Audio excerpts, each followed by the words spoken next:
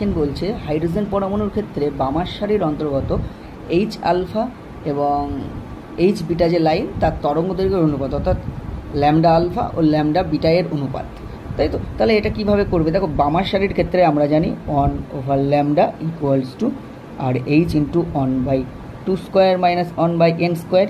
এবার যখন H alpha line তখন কিন্তু n ইকুয়ালস টু 3, ঠিক আছে? এর কালারটা রেড কালার হয়, তাহলে 1/λ alpha equals to R H into 1/2² minus 1/3²।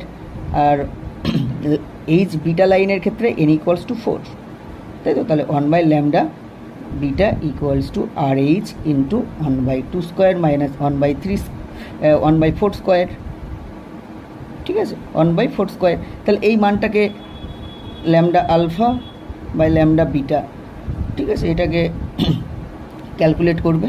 1/2² minus R H কেটে যাবে, 4² বাই 1/2² 3², তাই তো? এটাকে কাটাকুটি করলে দেখবে এটা আসবে 27/20, ঠিক আছে?